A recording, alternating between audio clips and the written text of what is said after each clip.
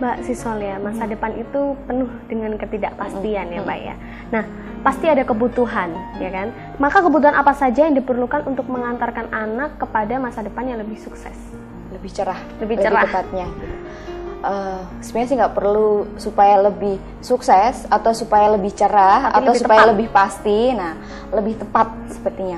Kebutuhan masa depan anak supaya itu dikatakan lebih pasti, yang pertama yang harus dilakukan adalah adanya akselerasi terhadap kesuksesan itu sendiri. Dan ini membutuhkan tidak hanya partisipasi dari si anak sebagai pelaku atau subjek, tetapi juga peran serta dari orang tua. Akselerasi udah sering familiar ya, kita mendengar yang namanya akselerasi ini percepatan lah ya. Nah, yang namanya sukses juga harus dipercepat kan. Yang namanya sukses itu yang ke depan yang menjadi tantangan, gimana caranya yang namanya sukses ini harus kita fokuskan tidak hanya saat sudah menjadi dewasa atau remaja, tetapi saat anak-anak pun yang namanya fokus itu harus, yang namanya sukses tadi, akselerasi ini harus dibentuk dari kecil.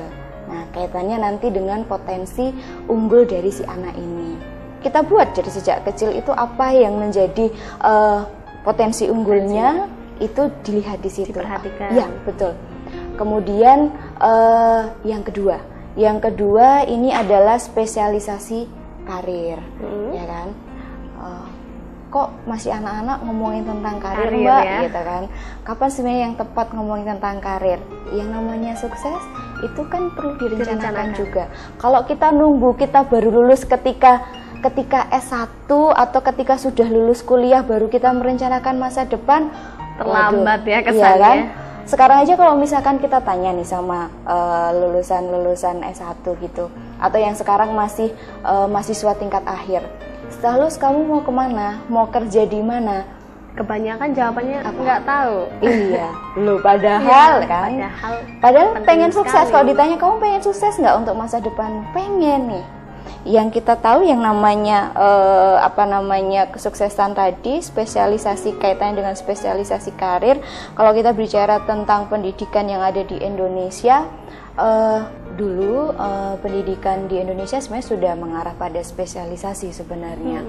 Ketika SMP itu sudah ada memang spesialisasinya, misalnya sekolah yang memang mengarah pada yang memasak misalnya, atau yang memang kaitannya dengan kayak mesin atau seperti apa, itu sudah ada dulu.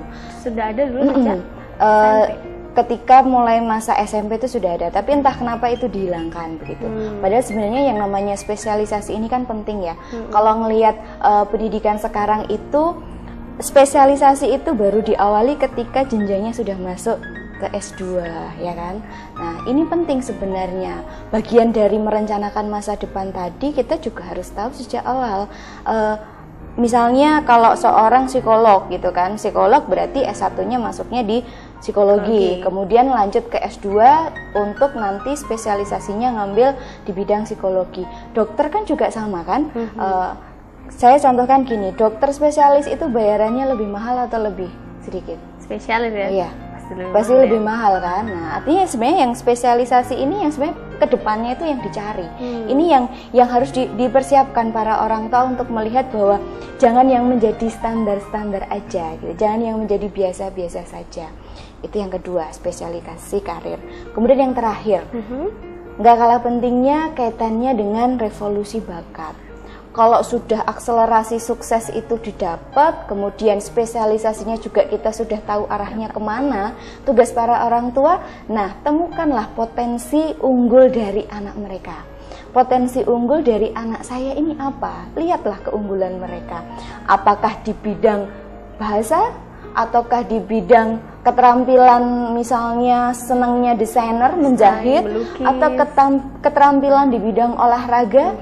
Ini yang harus sedini mungkin para orang tua juga mencari strategi untuk bisa fokus mengarahkan menuju tangga kesuksesan untuk anak mereka. Iya, sesuai dengan bakatnya tadi supaya karirnya bisa lebih pasti gitu Pak ya.